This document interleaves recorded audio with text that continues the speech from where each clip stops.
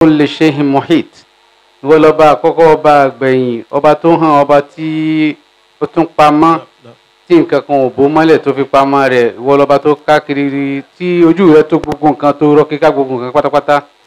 Amẹ́ lọ́lọ́run, àgbẹ̀ lọ́lọ́run, ìwọ ni Ọlọ́run. Báyé gbà ìwọ lọ́lọ́run. Ọlọ́run àfi Ànábì Muhammad àfi bẹ̀wọ̀ Ọlọ́run. Ìjókòó tí a bẹ̀rẹ̀ lánàá ti Sita Shawwal tá a bẹ̀rẹ̀ tó di méjì lónìí. Ọlọ́run mọ́ṣáláì gbà lẹ́sìn fún wa. Tó bá gbà lẹ́sìn fún wa bá ṣe bẹ̀rẹ̀, Ọlọ́run jẹ́ ká kúnnà àtàjọ parí rẹ̀. Tó bá jẹ́ parí rẹ̀, Ọlọ́run jẹ́ àṣọpọ̀lọpọ̀ rẹ̀ láyé. Ọlọ́run jíṣẹ́ ńlá tí ń jẹ́ Muhammad. Ọlá al-Qur'an al-Karim.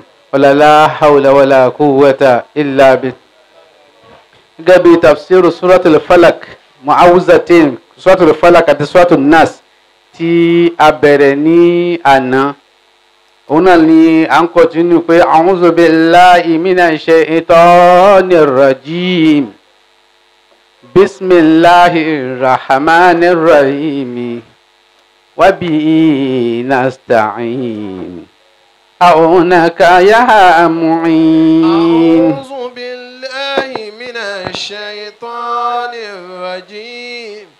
Bismillahir rahmanir rahim. Wa bihi nasta'in. A'unaka ya mu'in. Ẹ rí pé a sọ fún lánàá pé al-isti'aza kí yẹn seek refuge, kí yẹn wá solace, kí yẹn wá help lọ́dọ̀ Ọlọ́run, tí súrà méjèèjì yìí tí Ọlọ́run fi sọrí wọn pé àhúnzù ló bẹ̀rẹ̀ méjèèjì. Nǹkan méjì ni ó wá jẹ́ pàtàkì jù tọ́lọ́run ní ká seek refuge kó ń bẹ̀. Ọ̀kan nínú suratul Falak, gbogbo ètò àwọn suratul Falak ìyẹn outside attack, seeking refuge from everything outside you. Suratul Nas, seeking refuge from something within you. Ṣùgbọ́n kankan náà tún wà tó yẹ pé òun ní rí yìí ládàá, ó wà nínú suratul Falak yẹn, ṣùgbọ́n òun lọ bá àwọn ọ̀tá tó wà ń ta. A ní ọba àwọn ọ̀tá tinú, á tìrìtì ẹ̀ náà tàbá dé suratul Nas, tọ́lọ́ bá máa yẹ wá láàrin ìjọ mẹ́rin tó kù yìí o. Ọba àwọn ọ̀tá tó wà ń ta òun ni Shaitan, avowed enemy, ọ̀tá tó búra kó òun bá aṣọ̀tá ní Shaitan. Ọ̀tá tọ́lọ́run tún jẹ́ ká mọ̀ pé olóhùn bá yín ṣọ̀tá ní fatakhizu aduwan. Ẹ̀yin náà ẹ bá ṣọ̀tá. Kì í ṣọ̀tá tó ṣe pé ń bá mi ṣọ̀tá, èmi náà ní bá ṣọ̀tá, èmi máa fẹ́ bá rẹ, ó gbọ́dọ̀ bá Ṣẹ̀tánì rẹ. Anything that is satanic is satanic. Kò lè wà holistic, kò lè wà Islamic, kò lè wà acceptable in the fold of any religion. Tó bá ní kí n kan jí wà satanic is satanic. Èyí tó wá jí lórí wọn tó jẹ́ sponsor, Iblis la'anatullah alayhi. Ọlọ́run wá ròyìn rẹ̀ fún wa pé yóò máa dààmú wa. Ó ní wa imma yanzagannaka minash shaitani nazghun fasta'iz billahi innahu sami'un alim. Wa imma Suratul A'raf yanzagannaka minash Aya 200. shaitani nazghun fasta'iz billahi innahu sami'un. Méjì ni eléyìí ò ní húwà nù, èyí tó ní húwà nìyẹn ó ní alif wa lam, èyí tí ò ní húwà nù lè ti mú kàí. Wa imma yanzagannaka minash shaitani nazghun. Tí Ṣẹ̀tánì tó bá rú yẹ́ sí yín lọ́kàn, tó fẹ́ ṣì yín lọ́nà, tó fẹ́ ṣì yín lọ́nà, ó fẹ́ divert attention yín, fasta'iz billahi. Ọlọ́run ní ẹ̀ lágbára tẹ́ ẹ fẹ́ fi bàjá. That is just the simplicity, the simple part of it. Ní that wherewithal to combat him. Lè bàjá. You can't withstand his own power. Ẹyọ kan tẹ́lẹ̀ ṣe ní kẹ́ dìrò ọmọ Ọlọ́run ọba wa imma yanzagannaka minash shaitani nazghun fasta'iz billahi إنه سميع عليم إنه سميع عليم. ó tún sọ sọ́tù Fussilat wa imma yanzaghannaka mina shaytani nazghun fasta'iz billahi innahu huwa samiul alim. وإما Ayah 36. ينزغنك من الشيطان نزغ tí ṣètánì bá gbé tiẹ̀ dé pé òun fẹ́ ṣì yín lọ́nà ó fẹ́ dọ̀nà rú mọ́ yín lójú ó fẹ́ sọ yín dẹni àánú ẹni ègbé. fasta'iz billahi ẹ ṣe a'udhu billahi minash shaitani rajim. fasta'iz billahi innahu huwa samiul alim. وإما ينزغنك من الشيطان نزغ فاستعذ بالله إنه هو السميع العليم إنه هو السميع العليم. ọlọ́run ní innahu huwa samiul alim ẹ tètè wá sọ́tọ̀ lọ́dọ̀ mi ọlọ́run innahu huwa samiul alim ọba tí mo ní ẹ wá sọ́tọ̀ lọ́dọ̀ rẹ̀ ni sami'un ni ọba tí ó gbọ́ gbogbo ẹ̀. nǹkan tí ń sọ ni pé ìgbà tí ìtàn ìfẹ́ wí sí yín lọ́kàn ẹ̀yin ò gbọ́ èmi gbọ́. Allahu akbar. Al-Alim in tó wí gẹ́gẹ́ ní tó fẹ́ àṣìṣe pẹ̀lú ẹ̀ ọlọ́run lèmi nìkan mo mọ̀ so èmi nìkan mo lè hẹ́pù yín Allahu akbar. èmi nìkan ni mo lè hẹ́pù kọ́ọ̀sì yín. Na'am. ó tún sọ fún wa nínú Suratul Isra'i wa kulli ibadi yakulu allati hiya ahsanu 53 wa kulli ibadi allati yakulu allati hiya ahsan. وكل عبادي يقول التي هي أحسن. Wa Muhammad صلى الله عليه ẹ̀rí kúlù وسلم. yẹn tún yẹn kúlù tá a sọ díẹ̀ nínú ìlànà a máa ba lọ díẹ̀ díẹ̀ ni kúlù wọ́n sọ fún wọ́n Muhammad sọ fún àwọn ẹrú mi yakulu lati ya ahasanu especially àwọn tí wọ́n máa ṣe la ilaha illallah kò sí gbólóhùn tí ń jẹ́ ahasanu ju la ilaha illallah ahasanu al-aqwal qawlu la ilaha illallah. Nìkan àfáwọn ọ̀nà mi létí nìkan la ilaha illallah la ilaha illallah mo wíńdò ní fún wa orin yẹn mo ti kọ́ èmi náà mo kọ́ ńlọ ni ó ti pẹ́ ni. wa khayru kalamil abudi qala bi fami la ilaha illallah. لا إله إلا الله. ní tẹ̀wá lọ lè tú gbogbo owó tí mo ní tí mo kọ́ ń gbà tí mo wà ń lọrin jáde. أعدكم الله. wa khayru ìṣẹ̀ kọ́ni mọ́ ni mo láyé orin tẹ́lẹ̀ gan. wa khayru kalamil abudi qala bi fami لا إله إلا الله. gbólóhùn tọ́mọ èèyàn lè sọ pẹ̀lú ẹnu ẹ̀ tó lóore jù ó la ilaha illallah o kò sí ní tẹ́ fẹ́ sọ tó tó la ilaha illallah aṣáájú ẹ̀dá Muhammad صلى الله ó ní عليه وسلم. afdalu ma qultu wa nabiyyuna min qabli la ilaha illallah the best of sayings tèmi sọ àtàwọn ànábì tó ṣáájú mi tá a lè sọ yìí tó jù lọ ó la ilaha illallah ní o kò fi tọ́ sí yẹn kí yẹn mọ bẹ́ẹ̀ tí máa ṣe la ilaha illallah torí ìyẹn ó ti ṣe lọ́hùn yìí ò ní mọ̀ ó wá ní wa kulli ibadi عبادي يقول التي هي أحسن. sọ fún àwọn ẹrú mi tó yẹ pé wọn a máa sọ àhásánù tó dáa jù lọ́rọ̀ wọn a máa sọ lẹ́nu. إن الشيطان ينزغ بينهم. sọ fún wọn pé ṣètánì wa fẹ́ dàrin wọn rú.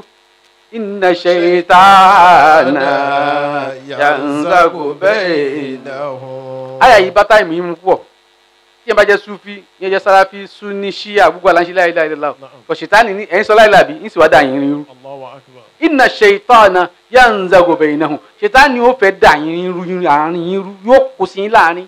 ẹ wá gbàgbé la ilaha illallah tó pa gbogbo yín pọ̀ ni ẹ mọ̀ wá sọ̀rọ̀ dandan. Allahu akbar. inna shaytana yanzagu bainahum inna shaytana kana lil insani aduwwan mubina.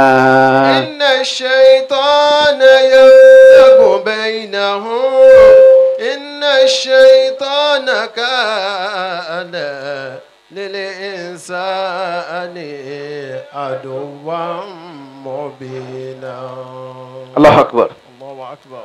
inna shaytana yanzagu bainahum inna shaytana kana lil insani aduwwan mubina. inna shaytana yanzagu bainahum. Ṣètánì ó dá wa lálẹ́ sí yín láàrin ẹ wá ní gbọ́ra yín yé mọ́ ẹ wá tafarraqu ẹ wá pín. In the reality òun Sufi sọ pé òun ṣe tasawuf, onísúnà sọ pé òun ṣe tasannun, onísàáfì òun pé tasalluf, ṣé òun ní òun ṣe tashayyu', and in the reality we are tafarraqu à ń fọ́kàn. Natafarraq every day là ń pín sí ṣètánì ní dára wọn. Inna shaytana yanzagu bainahum, ọlọ́run ní yóò dání irú. Inna shaytana kana lil insani aduwwan mubina. wa qul li ibadi yaqulu allati hiya ahsanu. inna shaytana yanzagu bainahum. إن الشيطان كان للإنسان عدوا مبينا. الله أكبر. ó tún sọ fún wa ní suratul Araf kan ó ní innal lazina taqaw, àwọn tí wọ́n bá bẹ̀rù Ọlọ́run ọba, iza massahum ta'ifun minash shaitani, tí àwọn ọmọ ogun ṣètánì bá fọwọ́ bà wọ́n.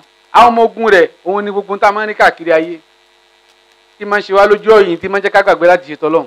nínú ọmọ ogun rẹ̀ ọ̀gá àwọn ọmọ ogun ṣètánì wà nífẹ̀ẹ́nú. ọ̀gá àwọn ọmọ ogun ṣètánì ní ìfẹ́nú. innal ladina taqaw iza massahum ta'ifun minash shaitani. Allahu akbar. tazakkaru fa iza hum mubsirun. Continuation ọ̀rọ̀ àná lélẹ̀. innal lazina taqaw, àwọn tí wọ́n bẹ̀rù Ọlọ́run ọba, ẹ̀wọ̀n tó fi bẹ̀rù tó fi sọ̀rọ̀ wọn. Innal lazina taqaw, kò sí sífà tọ́lọ́run fi ròyìn gbìyàn tó takuwa. nínú àwọn virtues tá a máa ní as mùsùlùmí, ọ̀gá wọn náà ní at-taqwa. inna akramakum indallahi atqakum, the most honourable amongst you is the best in taqwa. The most honoured out of all human beings, atqakum, only the most, ẹni tó pé taqwa meter ẹ sọ bẹ́ẹ̀. wọ́n máa ń ṣe thermometer, speedometer, but your taqwa meter tábà meter ẹni tó bá ga jù òun lẹni tó lápọ̀nlé jù tó wà honourable lọ́dọ̀ Ọlọ́run. Allahu akbar. Ọlọ́run ní innal lazina taqaw, àwọn tí wọ́n bẹ̀rù Ọlọ́run ọba. iza massahum ta'ifun minash shaitani. tí wọ́n bá ní nẹ́tíwọ̀kì lára tí ṣìtánì wá fọwọ́ bà wọ́n. Allahu akbar. àṣẹ tó ní taqwa náà lè ní nẹ́tíwọ̀kì lára. Kùránì ní sọ̀rọ̀ yìí. Ta'ifun nẹ́tíwọ̀kì ní jẹ́ bẹ́ẹ̀. nǹkan ní jẹ́ nẹ́tíwọ̀kì, nǹkan ní jẹ́ ta'if ìjọ ní jẹ́ bẹ́ẹ̀. àbí nǹkan ní jẹ́ ta'if kan nù. àwọn ìjọ àwọn ọmọ ogun nẹ́tíwọ̀kì náà ni wọ́n kó nǹkan jọ ní jẹ́ nẹ́tíwọ̀kì. iza massahum ta'ifun minash shaitani. tí àwọn ọmọ ogun ṣètánì bá fọwọ́ bà wọ́n, tí nẹ́tíwọ̀kì yẹn tí wọ́n Ọlọ́run ní tazakkaru, wọ́n máa ṣe la ilaha illallah fa iza hum mubsirun. ìgbà yẹn náà wàá dá a mọ̀ pé ṣètánì ló fẹ́ ní kí n ṣe lé kí n ṣe tọ́lọ́hún.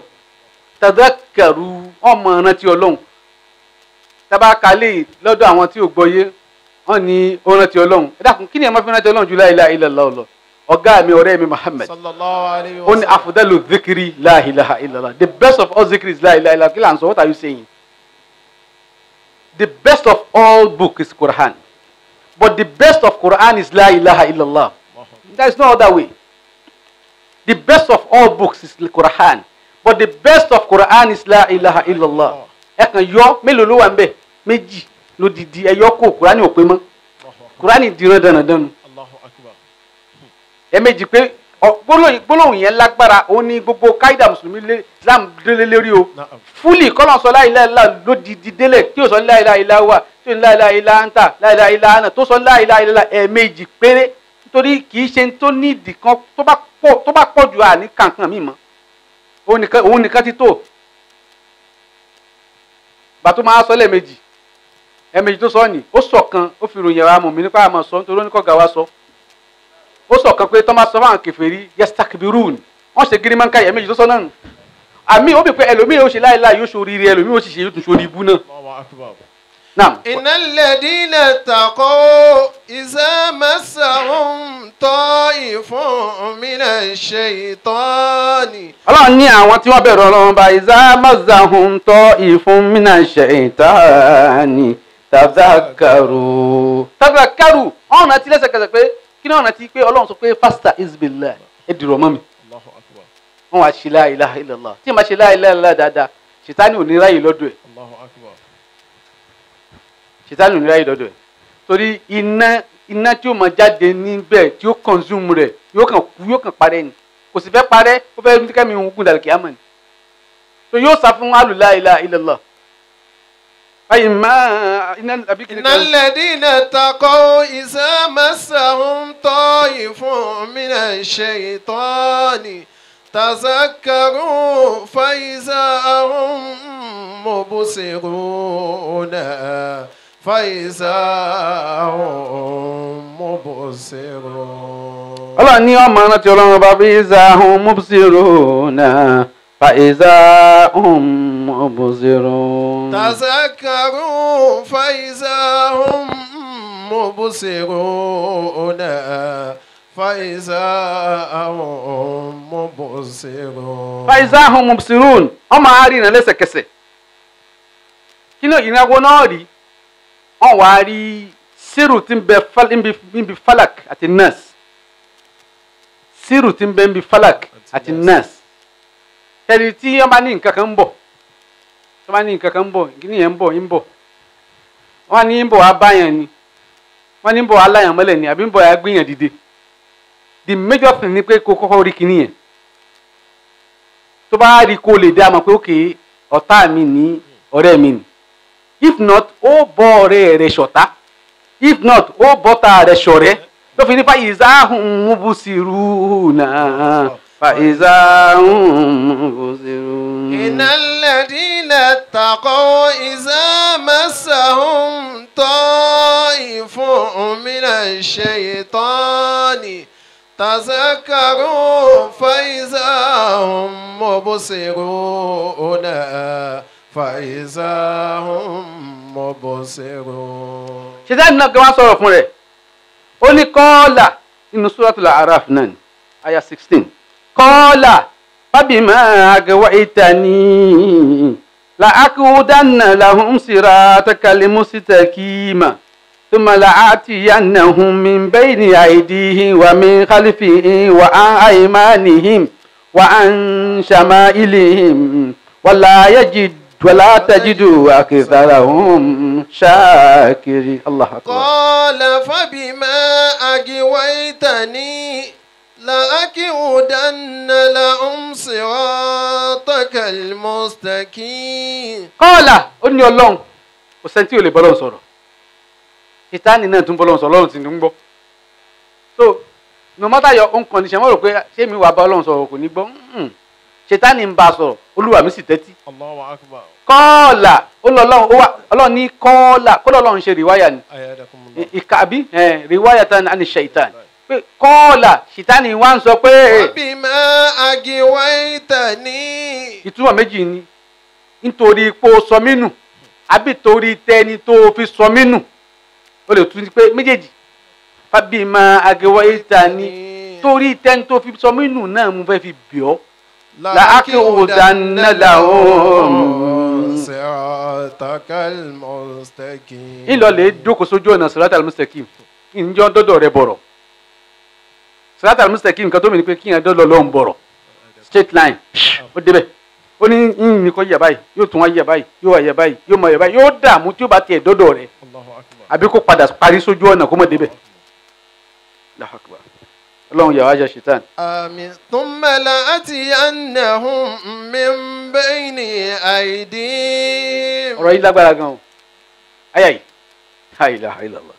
Thumma la'atiyannahum min bayni aydihim. Thumma la'atiyannahum min بين أيديهم. ó ní ìmọ̀ wa bá wọn níwájú tó bá ń lọ wájú èmi ní champion ń ṣe mọ́mù ń ṣe mọ́mù àfà ń ṣe mọ́mù ń ṣe mọ́mù ń ṣe ìwọ́kọ̀ o ń ṣe aṣáájú fún wọn ń lead wọn. I will be in their front.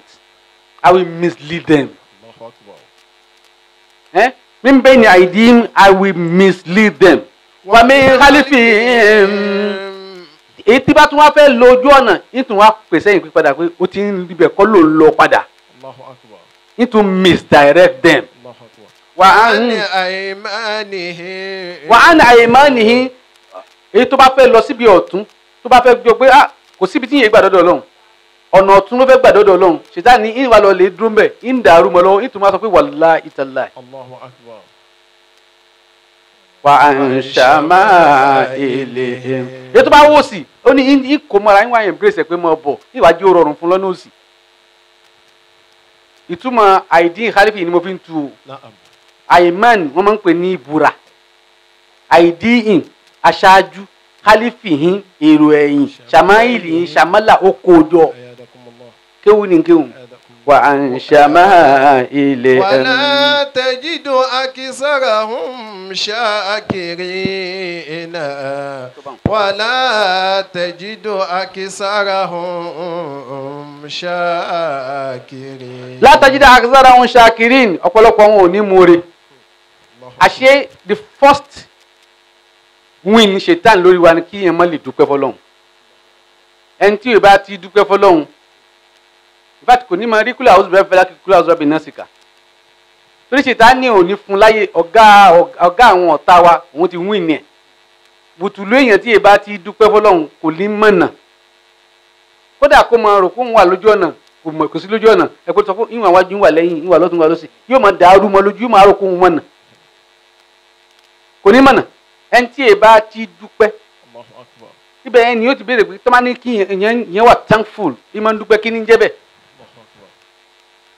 ẹ̀kún kí ni ń jẹ́ bẹ́ẹ̀ ẹ̀kún ńlá ni ń jẹ́ bẹ́ẹ̀ lẹ́kàn kí ni ń jẹ́ pé ìyẹn dúpẹ́ kó mọ̀ọ́re bó ló ti di báwo ló ṣe mọ̀ọ́re nǹkan tí ń béèrè mo mọ̀ pé kí ìyẹn mọ̀ọ́re ni báwo ló ṣe máa ń dúpẹ́ fọlọ́n báwo ló ṣe ń pe answer question mẹ́kẹ́ jẹ́ kí n máa béèrè question mi ni. Abasuma ní ká sọ. Qala fagima agiwaytani la aqi'udanna lahum siratakal mustaqim thumma la'atiyannahum min bayni aydihim wa min khalfihim wa an aymanihim wa an shama'ilihim. Ohùn rẹ̀ gùn o. Wala tajidu akisarahum shakirin. Ó bùn mí nínú ohun tó gùn báwọn. Ọlọ́run ní kò ní mọ̀ọ́re ṣìtá ní ọ̀pọ̀lọpọ̀ wọn ò ní bá wọn lẹ́nu tó mọ pẹ́ dú. Nǹkan tí ń jẹ́ pé èèyàn mọ pẹ́ dú ẹ mọ̀ kẹ́ tí ń jẹ́ bẹ́ẹ̀. Nǹkan tá a kọ́kọ́ fi understand jẹ́ ni pé tí kinní kan bá ṣe wá tó tẹ́ wa lọ́rùn gbogbo aná sọ pé alhamdulillah àbí gbogbo wa kọ́ lásọ bẹ́ẹ̀. Kódà ẹni tí èyí ṣe mùsùlùmí ò ní thank God àbí yíyún kọ́ lọ pẹ́ ìyẹn kọ́ lọ pẹ́. Nǹkan tí ń jẹ́ pé èèyàn mọ̀ pé mo ti sọ fún anjo ni mo sọ nǹkan tó jọ fún anjo ni nǹkan tí ń jẹ́ pé lágbájá mọ̀ pé dú òun ni pé kí ló ṣe ìsìláàmù tó dáa tó wá dúpẹ́ fọlọ́run pé nǹkan dáadáa ṣe ìsìláàmù. Lóore tọwọ́ tiẹ̀ tó ṣe nǹkan ni ọ ní o dúpẹ́ lé lórí gangan. Have you ever celebrated the cause of Allah? Ǹjẹ́ o ti dúpẹ́ nítorí pé nǹkan Ọlọ́run kan dáa rí?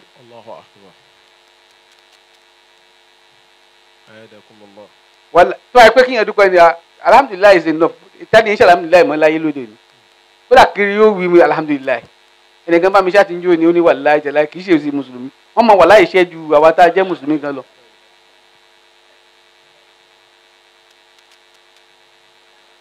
Kíní yẹn ó fúyẹ́ lédi pé wọ́n tún wá sọ di tí àwọn èèyàn wá ń sọ kódà mùsùlùmí náà mú mi sọ ọ̀rọ̀ tí yóò ṣe orí bu ni wọ́n ní tó bá ní alhamdulilayi ó ní alhamdulilayi true bá ní alhamdulilayi ó ní alhamdulilayi true kẹlẹ̀ mọ̀ kó popular yíò ń kọ́ lọ́pẹ́ mọ́.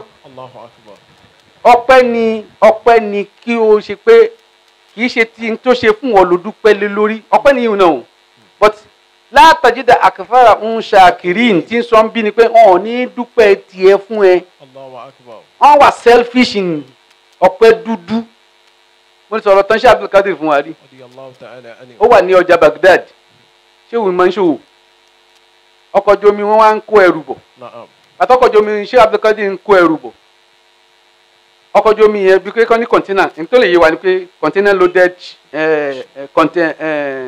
ship ship yẹn wá collapse ọ̀pọ̀lọpọ̀ container ó drown wọ́n á sọ fún ṣe pé gbogbo ẹ ti drown ṣé o ní tọ́ àgbàfọ́lọ́ ẹ̀rí kẹ́kẹ́ ni pé tí yóò drown tí Ọlọ́run yọ tí yín kún bẹ́ẹ̀ ṣé o ní alhamdulilayi ìlàmúdà tó ṣe yẹn wọ́n ní ṣé o bẹ́ẹ̀ sí ní tọrọ àforíjì fún ọgbọ̀n ọdún ni òun ò ṣe ro tẹlòmíì àwọn títí wọ́n wá tẹ̀rì ń kọ́ èyí tó alhamdulilayi tó dùn alhamdulilayi tó tún kọ́ ṣẹ̀ṣẹ̀ sí lọ́rùn ni.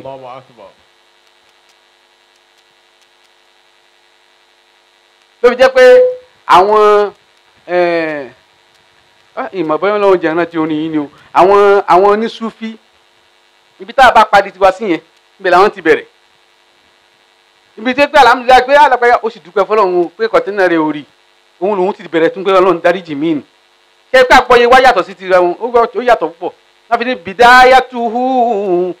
bidayatuhu ila alamina ní ayatun nihayatuhu lamuyahawiya kìíní kan ìrántí onímọ̀ mọ́ni àbá náà rántí ó ti pẹ́ ni bidayatuhu ibi tí wọ́n ti bẹ̀rẹ̀ ila alamina ní ayatun ṣé ìtìjà náà fi ń kì wọ́n ní ibi tí ewu ti bẹ̀rẹ̀ ila alamina ní ayà ibẹ̀ ni gbogbo wa ti parí tiwa káwọ́ lè lọ́mọ́ ní ayatu ibi tó wá parí sí ìrántí bó nìyẹn ṣe lọ́mọ́ ni àwọn àmọ́ understand the concept àwọn virtues yẹn ju báwa ṣe máa understand ẹ̀ lọ wọ́n understand ẹ̀ débi pé tó máa sọ ọ́ pé sáyà tí n sì ń kà náà nì ṣé n tí wọ́n máa ń ròyìn fún mi lọ́pẹ́ náà lélẹ́yìn náà tún ń dú lọ́pẹ́ yìí. Allahu Akbar.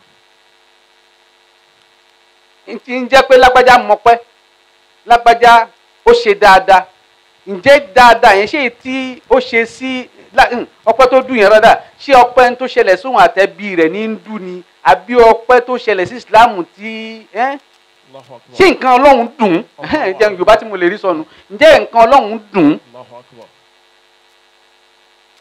ǹjẹ́ nǹkan Ọlọ́run dùn Ànábì Dáúd alayhi salatu wa salam Ọlọ́run sọ pé mo pẹ́ dùn àwọn àtàfámìlì rẹ̀ wọ́n ṣiṣẹ́ ọpẹ́ púpọ̀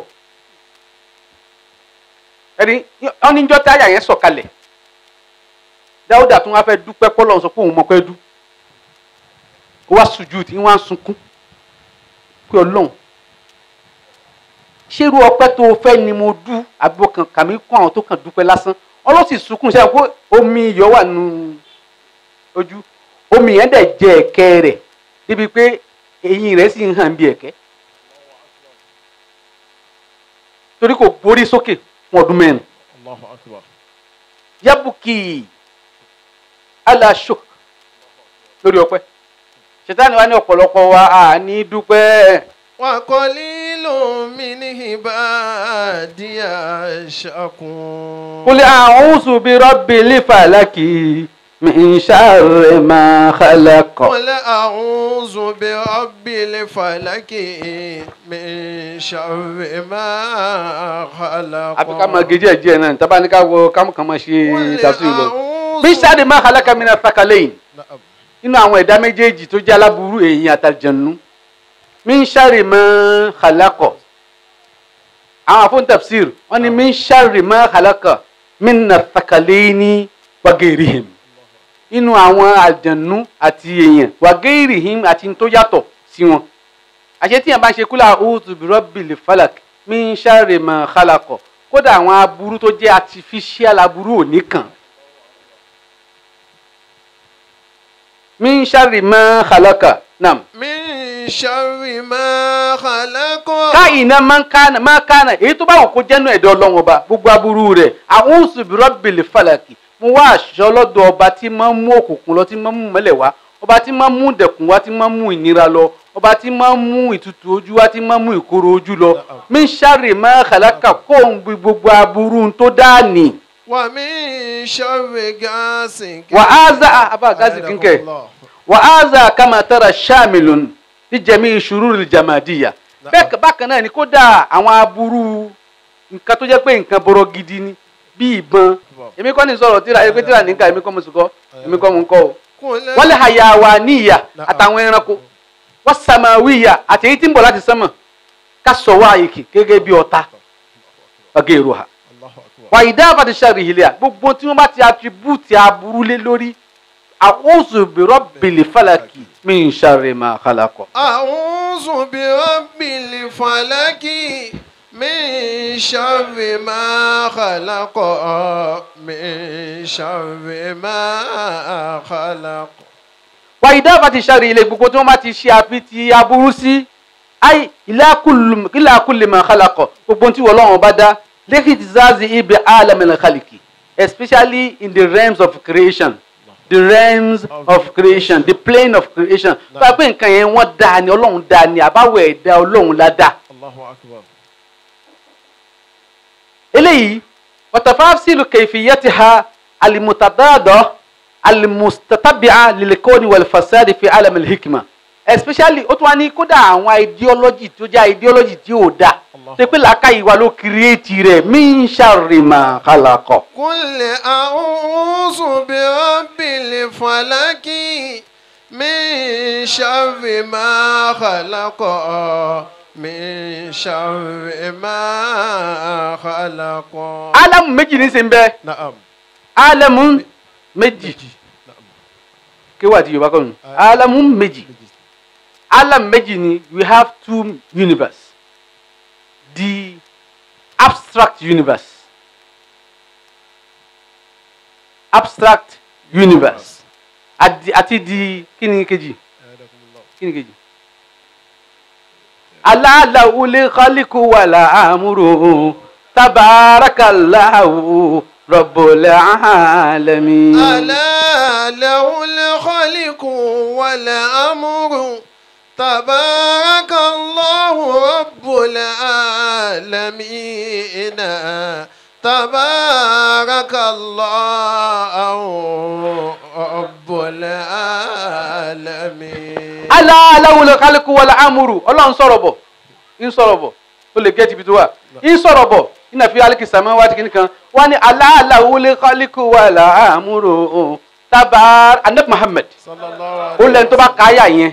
Àyà méjèèjì yẹn tó wá kà tí ò wá lórí kò lè ní ròrí mọ́. Abẹ́ni tó bá gbọ́ túmọ̀ rẹ̀ tí ò wá wò pé Ọlọ́run o. Ànábì ní tó bá dàlí kíámà kò ní rí Ọlọ́run ọ̀hún. Allahu li khaliqu wala amru tabarakallahu rabbul alamin. Inna rabbakumullahu allazi khalaqa samawati wal arda. Ọlọ́run ọba yín tó dá sánmà àti ilẹ̀. Fi sittati ayyam. Láàrin ọjọ́ mẹ́fà ló fi dá ọjọ́ kọ́ o period 6 period nam. Thumma istawa ala al-arshi. Ó wá fàbọ̀ síbi àlàáràṣí. Yughshi al-layla an-nahara. Òru a máa bu ọ̀sán mọ́lẹ̀ ńgbà míì. Yatlubuhu athisa. Wọ́n a máa pọ̀ sí ara wọn ni wọ́n a máa léra wọn léré ni. Wash-shamsa wal-qamara Àti òòrùn àti òṣùpá wan-nujuma àtàwọn ìràwọ̀ musakharatin bi amrihi. Kábíyèsí omi o kábíyèsí Ọlọ́run. Musakharatin bi amrihi. Ọlọ́run ní I subdue them with my command. Ó ní mo jẹ wọ́n pa ni. Òòrùn máa jẹ́ òòrùn. Àṣẹ Ọlọ́run tó fi sọ tí ń jẹ́ òòrùn dòòrùn yẹn òun ló fi sọ ìrà dèrà. Allahu akbar. Òòrùn ò gbọdọ̀ ṣàkóso ìrà. Àṣẹ Ọlọ́run tó fi sọ elephant di elephant ẹ̀ kó tóbi. Òun náà ló fi sọ ant di ant kò gbọdọ̀ ṣàkóso ant.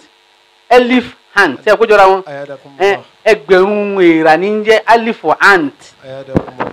Kì í ṣe èyìnbó. Elephant is not English. Aramaic ni. Alif ant. Am I communicating? No. Elephant. Aramaic ni. Elephant of Côte d'Ivoire. Wash-shamsa àti oòrùn والقمر àti òṣùpá والنجوم àti àwọn ìràwọ̀. مسخرات بأمره musakharati bi amri Ọlọ́run ní mo make wọn submissive síbi àṣẹ mi Ọlọ́run ọba. ألا له الخلق والأمر. Ọlọ́run ní ẹ wá wò mí Ọlọ́run láàrin ẹ̀dá tí mo dá àtàṣẹ mi. الله أكبر. ẹ̀dá mi ò tó bẹ́ẹ̀ kó takun tí mo fẹ́ ṣe. lahul khaliqu wal amru. تبارك الله رب العالمين. èmi mo ní méjèèjì alamul khalqi alamul amr. àgbáyé ẹ̀dá àtàgbáyé àṣẹ. àgbáyé ẹ̀dá àtàgbáyé àṣẹ. àgbáyé ẹ̀dá ni ibi tí èrò ti wá àti mọ Ọlọ́run. bá tó wá di pé ó kò ní abstract ó wà tangible níbi ń di ẹ̀dá. Ọlọ́run ní lahul khaliqu wal amru tabarakallahu rabbul alamin. ألا له الخلق والأمر. wa ma alamul amri ṣùgbọ́n alamu ti àṣẹ ẹni ti àwọn ọ̀rọ̀ Ọlọ́run huwa munazzahun anil ilal wal asbab. ìyẹn ò sí plus àbí minus àbí multiplication àbí division bẹ́ẹ̀. kìí sí pé kinní kan lọ́rùn kọ̀ mọ́ kan tó fi dì kan. الله أكبر. gbogbo nǹkan yòókù ọrùn kinní kan pọkọ̀ mọ́ kinní kan ló fi dì kan. الله أكبر. atẹ́gùn tá à ń rí ó ní elements oxygen hydrogen helium nitrogen carbon dioxide gbogbo ẹ̀ náà rò pọ̀. yẹ̀pẹ̀ òun náà láwọn elements tiẹ̀ irin ó ní elements tiẹ̀ iná ó ní elements tiẹ̀ gbogbo ẹ̀ ṣùgbọ́n amúrù òun ò ní elements kankan innamal amru baynal kafi wan nun. الله أكبر. ألا له الخلق والأمر تبارك الله رب العالمين. قل أعوذ برب الفلك من شر ما خلق. قل أعوذ برب الفلك من شر ما خلق. ẹ̀rí kí mo sọ fún wa lánàá abstract unknown hidden treasure alamul lahut abstract unknown hidden treasure tẹ gbogbo tí ó ṣẹlẹ̀ láyé tí ó ṣẹlẹ̀ tẹ́ ṣẹlẹ̀ tí ó ṣẹlẹ̀ láyé ibi títí ń wá nìyẹn ní wọ́n fi sọ pé ya hahuti kulla nasut gbogbo nasuti gbogbo the realms of human beings and other creations Ọlọ́run hahuti ní control rẹ̀ ní baba iṣẹ́ ọlọ́gbọ́n fi sọ pé salamun ala alili akihika muhammadin. عليه وسلم. Oui. سلام على آل الحقيق محمد. Wahahuti lahuti malakuti nasuti. Wahahuti lahuti malakuti nasuti. سلام على آل الحقيق محمد. وأوتي ملكوت ناسوتي. وأوتي ملكوت ناسوتي. Auti ntẹ́ fi mọ̀ kẹ́ni jẹ́ auti adratu huwa ni náà ni auti أيدكم الله. huwa نعم. bàtọ́ pẹ̀lú àná Muhammad pé sífìlà náà rọ̀bà ròyìn Ọlọ́run rẹ fún wa kí ló sọ huwa kó tó wá sọ Allah. الله أكبر. adrati Allahu ni láwùtì ẹ̀rí mi ṣe ń kà yẹn Allahu hu auti láwùtì huwa Allah. الله أكبر. Adra a máa ń pè ní the ladder of creation. Àbí ladder of consciousness. Thank you. 7 ladders of consciousness. Méje. The mineral realm. Bàtà ń ṣe tafsiru kí la ṣe nínú Ramadan yìí náà. Ọ̀rọ̀ kádàrá. Mo sọ tó jọ díẹ̀ bẹ́ẹ̀ fún wa yín pé gbogbo ẹranko yóò jẹ́ ń bí ilẹ̀ ni. That is ibi tí ẹranko ti ń jẹ ní mineral realm. Mineral resources. Nǹkan tí mo mean by mineral realm nìyẹn. نعم. Ló fi jẹ́ pé àwọn ọmọ kan àmọ́ sọ fáfà nílẹ̀ kan àwọn ọmọ kan àtó lọ lè dàrú a gbọ́dọ̀ yanjú ẹ̀ tá a bá yanjú ẹ̀ àwọn èèyàn ò yanjú ẹ̀ nítorí pé ọ̀pọ̀lọpọ̀ sáfúlà làzìm máyà lámú kíní kan wàsámì nù kálíbù kíní kan sọ́tò káfí yìí bẹ́ẹ̀ kóòtù kúránì ní kọ́mọ́ ni mo sọ̀rọ̀ fẹ́ nú ni o pàtí ó ní ajá wọn méje ni wọn ajá wọn nìkan ni wọn kíní kan pàtó wá ní wàsá kò sẹ́ni tó wá káfí yàn yìí. sayakuluna salasatun rabi'uhum kalibuhum. wọ́n ní mẹ́ta ni wọ́n ajá wọn nìkan ni. wayakuluna khamsatun sadisuhum kalibuhum. wọ́n ní mẹ́rin ni wọ́n ajá wọn nìkan wọn. rajiman bil ghaib. rajiman bil ghaib ọkàn project yẹ nínú brain wọn lásán ni they are just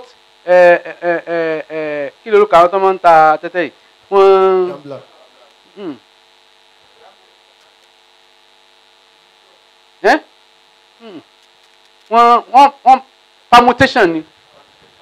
permutation ni mo wà ń tà gan permutation náà. ويقولون سبعة وثامنهم كلبهم. wọ́n wà ní méje ni wọ́n وثامنهم كلبهم ìpè ajá wọn ní kẹjọ. قل ربي أعلم بعدتهم. Ọlọ́run ló mọ òǹkà wọn ju gbogbo wa lọ. ما يعلمهم إلا قليل. àwọn tó mọ̀ wọ́n pọ̀ wọ́n ní wọ́n ń kàdísì wọ́n ń káyà Kùránì yẹn lọ́wọ́ báyìí. ń sọ̀kalẹ̀ tí Ànábì ń kà pé má ya'lamuhu illa qalil. Abdullahi ibn Abbas ó ní wa ana minal qalil. nínú àwọn díẹ̀ tó mọ̀ èmi wà ń bẹ̀. ẹ pé kí láti pẹ́ làwọn kan ti mọ̀ kan jù kan lọ. lòun wá confirm wa pé méje ni wọ́n ń tòótọ́ ajá wọn ní ìkẹjọ wọn. alákòóso mi ń communicate. inú tí mo lọ dàrú òun ni pé tasawufu dàrú mọ́ tọ̀ríkà. ó dàrú mọ́ spirituality. ó dàrú mọ́ metaphysics. gbogbo ẹ̀ ọ̀tọ̀ọ̀tọ̀ dẹ ní. ó lè ṣe tasawuf láì ṣe tẹ̀ríkà. bọ̀ tó bá ti ṣe tẹ̀ríkà ó ṣe tasawuf. ó lè lọ lè ka tasawuf fún school kó dẹ̀ gba certificate láì belong to any tẹ̀ríkà. ẹ dákun sí à ń gbọ́. ní táwọn ìwádìí pé àwọn onísúfì ẹ lè sọ pé òkè onítẹ̀ríkà pé kí wọ́n ní súfì ò sí nínú Islam ìmọ̀ kan tí ìmọ̀ kan wà tí ò sí nínú Islam ni.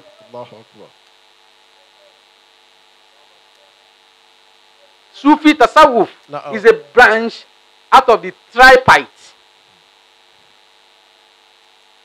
branches of Islamic knowledges. Òpó ìmọ̀ mẹ́ta ni ìmọ̀ Islam. Islam wa iman wa ihsan. Tó wà nínú hadisi Jibril. Islam wa iman wa ihsan. Mẹ́ta méjọ ìmọ̀ ẹ̀sìn nìyẹn mẹ́ta yẹn. Tabari àwọn àfáà oní àwọn àfáà oní akida, àwọn àfáà oní tawhid, àwọn àfáà oní tawhid akida olórúkọ kan tó máa ń pè tẹ́lẹ̀ gangan ni. This talk about tawhid akida new names gan ni olórúkọ ọ̀pìlẹ̀ yẹn ní ìfẹ́ náà tí ń sìn. ó sì dùn mí àwọn àfọwọ́ ní ilimul kalam hàlẹ́ wọn sàlẹ̀ ẹgẹ́tẹ̀ ilimul kalam ní tẹ́lẹ̀ mo ti rí àwọn àfọwọ́ onímọ̀ yìí gangan ọ̀tọ̀ wọ́n mú látara iman àwọn àfọwọ́ ní fíkì wọ́n mú tiwọn látara Islam ok ìsàn ní nǹkan àwọn àwòrán ọ̀làfà àtiẹ̀ tẹ́ bá ní kò sí tasawuf àwọn ọmọ yẹn máa ń graduate wọ́n máa ń dàgbà tomati wọ́n máa evolve rather wọ́n máa evolve based on time àti applications wọ́n máa evolve based on time and applications sẹ́rí tẹ́lẹ̀tẹ́lẹ̀ tó máa ní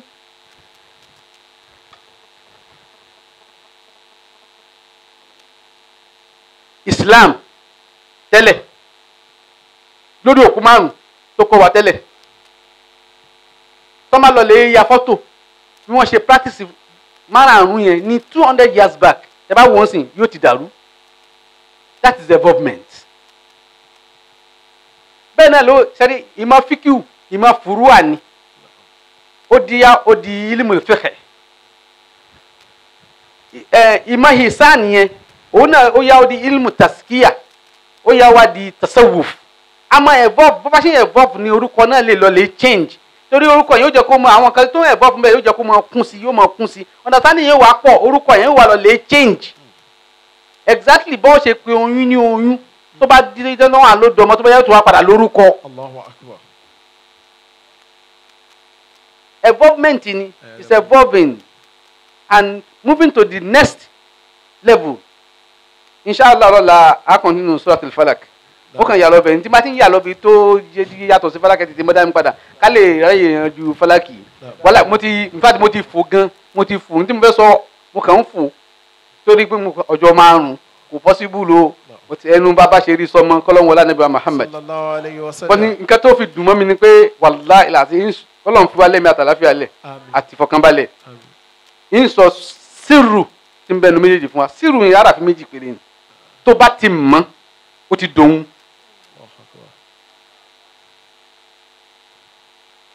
ẹni tó mọ̀ mọ̀ ẹni tí ó mọ̀ kò mọ̀ náà ni ọlọ́run àfààní wa Muhammad àfi bẹ́ẹ̀ àfàlùkọ́ Al-Qur'an Karim àfi bẹ́ẹ̀ àfi yálà ya wa aṣáájú ọ̀dà Muhammad babalaku wa anabi wa Muhammad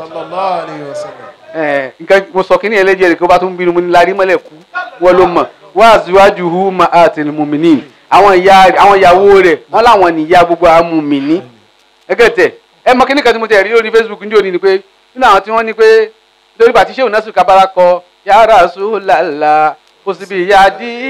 Tadarakani wa anta abi. Anta ya mukhtaru musitanadi wa ilayka liyawma munqalabi.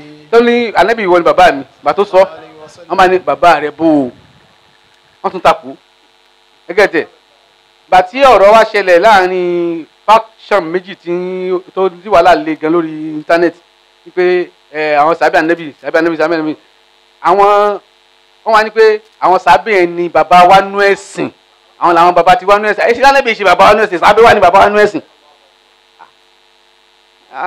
Ọlọ́run mọ́ṣáláṣí ṣàánú ìsìlámù ṣètánì kàdínàzàgà baynana ó dàrin wa rú ó fún wa yàkàyàkà adẹ̀gbà fífún Ọlọ́run mọ́ṣáláṣí ṣàánú wa ijma' shamlana ya Allah Ọlọ́run mọ́ṣáláṣí pàápọ̀ padà o jẹ́ ká lè sọ̀rọ̀ ẹyọ kan lágbolé Islam lágbolé Ànábì Muhammad lágbolé Al-Qur'an wala hawla wala quwwata illa bó ti wù kó wọn já sọ̀pọ̀.